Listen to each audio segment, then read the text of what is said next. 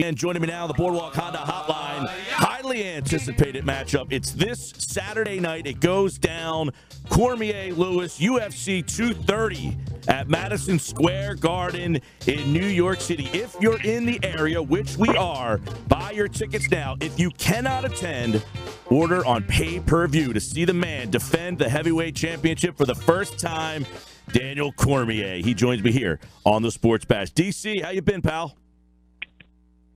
I'm doing pretty good, man. Just enjoying the city, getting ready for Saturday night. It's a big one. I'm excited. I'm so ready. I'm so prepared. I'm so excited to be in this position again. Well, Daniel, 226 was the last time we saw you. I feel like we've seen Derrick Lewis fight every other week. I mean, he was just at 229. He fought in June, back in February. So he has been very active. What have you learned from his last couple fights in 2018? Because he's really been hot. He's a big, strong, dangerous heavyweight, man. A guy that you cannot take for granted. A guy that is so important. You know, he's so dangerous and so durable that you have to be ready to fight him for the entirety of the fight. You know, it's a 25-minute fight. I've got to be ready to go 25 minutes with Derrick Lewis because it's a guy that won't quit on himself. We saw that in his last fight against Volkov in October. I mean, what was there, 10 seconds left in that fight, and he pulls out an improbable knockout, and here he is. Just how rare is it to see a guy of this size to fight a fight of this magnitude less than a month later? It's very rare, you know, but again, you know, you don't take anything Derrick does for granted. You know, this is a guy that has had some personal issues outside of the octagon. And when society gave up on Derrick Lewis, you know, the guy was in prison for 3 years. You know, most times people don't come back. You know, when you're in there and you're in your 8x8 cell, you say stuff like, when I get out of here, I'm going to be better. I'm going to make a better life for myself. I'm going to do all these things. But most of those guys don't do that. Derrick Lewis did that, and he did that at the highest level, became a millionaire. You know, so when a guy that has that type of self-belief, you can't really ever count him out. So watching him do what he did against Volkov wasn't surprising. This is a man that's had to build himself from essentially hell to become where he is today. He's won 9 out of 10, 7 by knockout. He's tied with Kane for most knockouts in UFC heavyweight history. You are probably, at this size, the best freestyle guy in terms of grappling. So this should be an interesting watch to see the differences between the two of you. Yeah, you know, I obviously I'm a wrestler first, but I am very confident that if Derrick and I are fighting standing up for 25 minutes, I can get the job done. You know, I think that technically I'm a better striker. I think the only advantage he truly has is his size and his power. Cardio, speed, agility, wrestling, grappling. I think I'm better in all those areas. No question. You are the heavyweight champion, #1, fighting in New York City. You know, obviously, I think right now when people think of this division, they think of you at the top. They also think of Brock Lesnar, a guy who's, you know, kind of not even really allowed to fight yet. You were a part of something with him the last time we saw you. That won't distract you on Saturday night, though, will it? It can, because everything that comes after this weekend is not possible if I don't get through this weekend. So I start the week with a ton of options.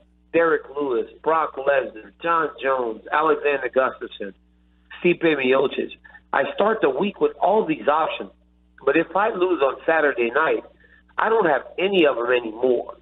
So the focus needs to be solely on Derrick Lewis. If it isn't, I have way too much to lose. There's no question. It's hard to keep focused, too, when you think of that, because that is such a huge thought. And, you know, when you think about this, you're 39, 40 years old now, Daniel, right? 39 years old. All right. So moving forward, I guess, you ever sit back and think about what your legacy might be at the end of all this while you're in the moment?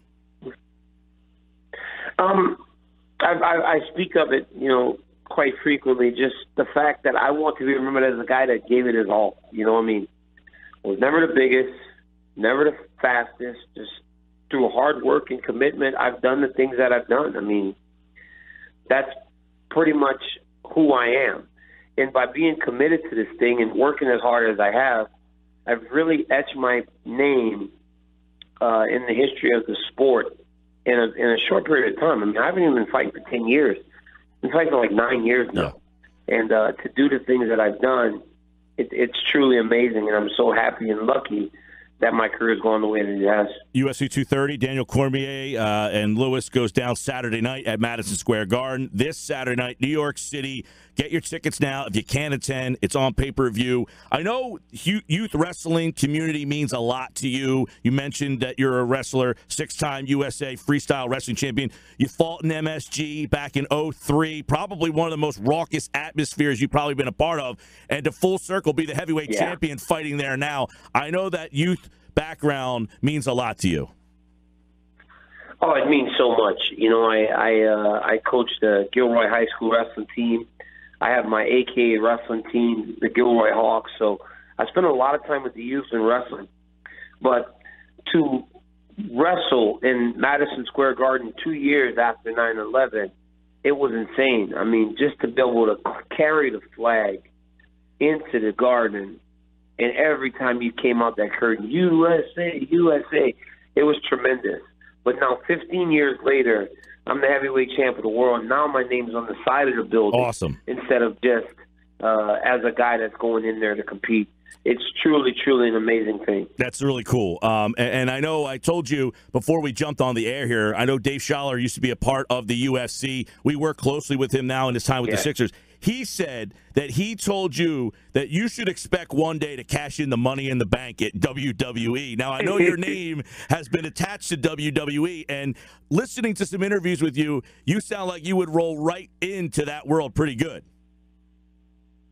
I mean, I've always loved professional wrestling, and I love watching it and watching it today. So, yeah, you know, it's something that's great. Schaller's been holding on to that Money in the Bank briefcase since me and John Jones beat him up back in 2014. So he either needs to cash in or get off the pot. And it's time, Schaller. Cash him and get off the pot. He can't hold the briefcase forever. I know he had me worried in 2015 against Gustafson. I thought he would cash in. I thought he would cash in when I fought Rumble, but he's never cashed in. It's always constant teases. Cash in, Schaller. I'm waiting for you in New York City. I know he's listening out there. Daniel Cormier is the heavyweight champion of the UFC world this Saturday night. And as we said, you know, you got pushed across the ring the last time we saw you in there with Lesnar, and it sucks that that's the memory that people have because you win the belt that night against the greatest heavyweight that the sport has had, Stipe, and people are thinking about that. But as you just mentioned, pro wrestling, there is some charm to the story that would be there. Maybe Saturday night we see part 2. If he's there, you'll see part 2, but this time I'm better prepared. But also, nothing happens without a victory over Derrick Lewis this weekend. So eye on the prize. Derrick Lewis is the challenger. Daniel Cormier, the champion, this Saturday night, Madison Square Garden. Buy your tickets now. If you're here and you can't attend, you can order on pay-per-view right here on the Boardwalk Honda Hotline. Daniel Cormier. Daniel, thanks so much. Good luck, man. Thank you.